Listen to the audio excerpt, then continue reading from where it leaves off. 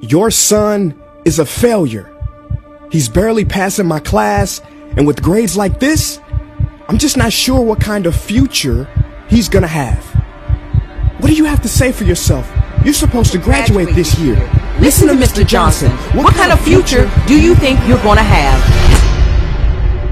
With all due respect, don't call me a failure. Failure is an event, not a person, in fact. And you talk about the future, Mr. Johnson, but you're not preparing us for that. Excuse me? Just listen to what I'm saying. This should be good. Would you agree that in the future, most careers will become automated? Yeah, so? So the people who succeed will have to be curious, innovative, with resilience to adapt to new changes. What's your point? My point is, the focus in this school is not on that. It is on regurgitating information and test taking, and that's just real.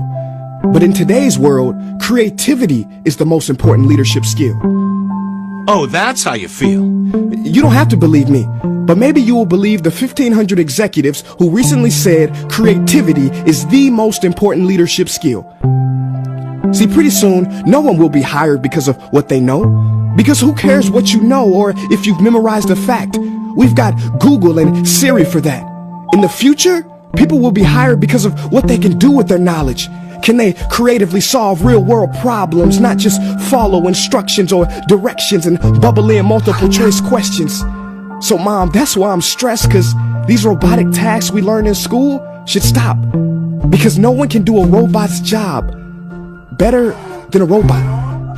Billionaire founder of Alibaba, Jack Ma, said that we should not compete with artificial intelligence, but instead focus on developing unique human intelligence. Mr. Johnson, drills are for teeth, not the human mind. So these repetitive knowledge-based tasks we must leave behind. Or in the future, you're gonna find a lot of people graduating out of your class right into the unemployment line.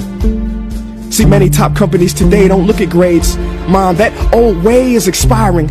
Google has been quoted as saying GPAs are worthless criteria for hiring. Founder of Tesla, Elon Musk, agrees. So I say this with unease and sorrow. If you continue to teach today as you taught yesterday, then you rob us students of tomorrow. Mr. Johnson, I'm gonna keep it real with you. Sometimes sitting in your class is tough. I'm constantly thinking, if I don't look up at the clock, maybe it'll speed up. So I listen to you do my work and pay attention, feeling like an hour had to have gone by, but it was only 3 minutes. So if you wonder why we're bored in class, look, you want to get a kid to hate reading? Give them this, a school textbook. And some people think it's our fault, and that hurts me.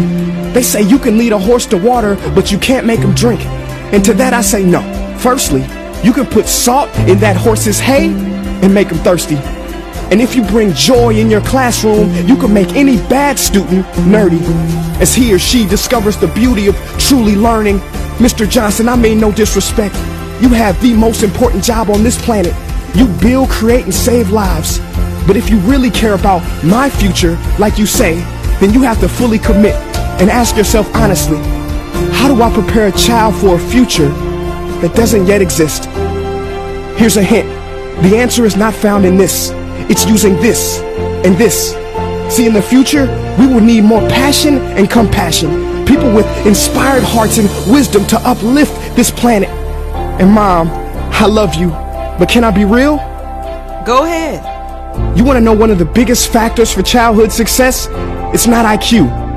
It's family meals. And we haven't had one of those in a while. See, I know sometimes you don't feel proud, because I may not be a straight A student, but I'm not stupid.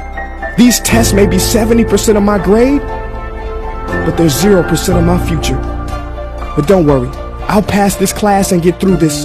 But I need you to give me the space I need to be me and live true. Because the best feeling in the world is that your own parents get you. There's a passage in a book called The Prophet by Khalil Gibran. And if you don't mind, I'd love to share it with you.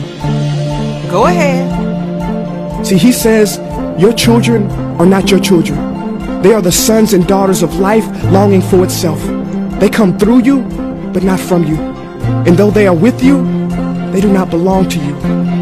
You may give them your love, but not your thoughts, for they have their own thoughts. You may house their bodies, but not their souls, for their souls dwell in the house of tomorrow. So, Mom, I'd appreciate it if you give me the love that I need to pursue my dreams. See, if we are to succeed, all three of us need behavior change on all fronts. We talk about the future, but the future is now, and it is created now by all of us. I've never heard you speak like that before. Yeah, I didn't know. But I'm going to reach out to administration and try to change some things. You have my word.